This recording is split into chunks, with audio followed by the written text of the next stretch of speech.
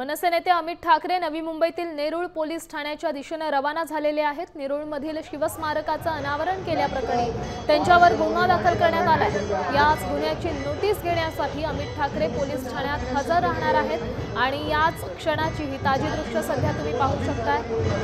अमित ठाकरे नवी मुंबईकडे रवाना झालेले आहेत। जो गुन्हा दाखल त्यांच्यावर झालेला आहे त्या गुन्ह्याची नोटीस घेण्याकरता ते पोलीस स्थानकाच्या दिशेने रवाना झाले।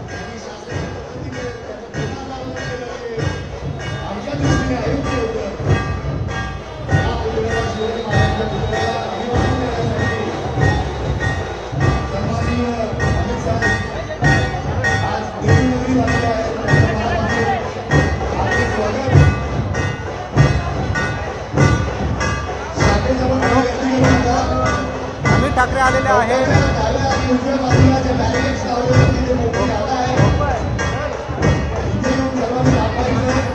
आवाज येतोय का? मी सर्व पदाधिकाऱ्यांना विनंती करतो की स्मारकाच्या जवळ गर्दी करू नये। थोड्याच वेळात अमित साहेब स्मारकाला छत्रपती शिवाजी महाराजांना अभिवादन करण्यासाठी स्मारकावर येणार आहेत। स्मारकावर कृपया गर्दी करू नये। मी सर्वांना विनंती करतो की स्मारकाच्या बाजूला अमित साहेबांना याची प्रत्येकाने काळजी घ्यायची आहे। थोड्याच वेळात अमित साहेब या ठिकाणी शिवाजी महाराज स्मारकाचं अनावरण देत आहेत आपले प्रतिनिधी सूरज मसूरकर। सूरज, काय सांगाल? गुन्ह्याची नोटीस घेण्यासाठी अमित ठाकरे पोलीस ठाण्याच्या दिशेने रवाना झालेले आहेत। सध्याची काय अपडेट?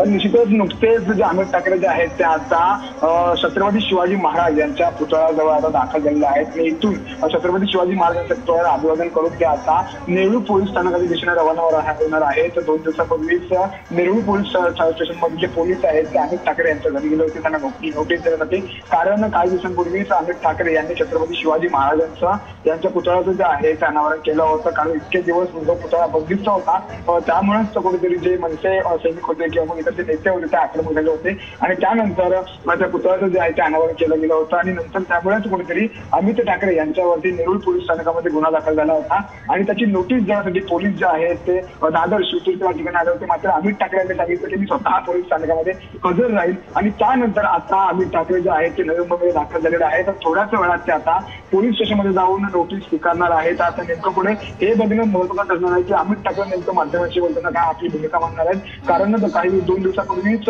वनमंत्री गणेश नाईक यांच्या हस्ते पुन्हा एकदा या पुतळ्याचे जे आहे ते अनावरण झालं होतं आणि त्यामुळे वरून पुन्हा एकदा महायुतीने जे आहे ते झोपली होती की एकदा झालेल्या पुतळ्याचं पुन्हा अनावरण का असं म्हणत महायुतीमधल्या अनेक नेत्यांनी जे आहे खुद्द गणेश नाईक यांना देखील अमित ठाकरे यांची देखील पाठलागण केली होती की अमित ठाकरे यांच्यावरती जो गुन्हा दाखल झालेला आहे याचं मी समर्थन करत नाही असं खुद्द वनमंत्री गणेश नाईक यांनी म्हटलं होतं आणि त्यानंतर कुठेतरी खासदार नरेश मस्के यांनी देखील गणेश नाईक यांना टोला लगावला होता की एकदा झालेल्या पुतळ्याचं पुन्हा अनावरण का? अमित ठाकरे यांनी जर का पुतळ्याचं अनावरण केलेलं असताना पुन्हा अनावरण का? श्रेयाची लढाई घेऊ नये असं देखील एक महायुतीने म्हटलं होतं आणि आता अमित ठाकरे जे आहेत ते आता नवी मुंबईमध्ये दाखल झालेले आहेत। तर ते आता छत्रपती शिवाजी महाराज यांच्या पुतळ्याला अभिवादन करणार आणि त्यानंतर ते नेरूळ पोलीस स्थानकात जाणार आहेत।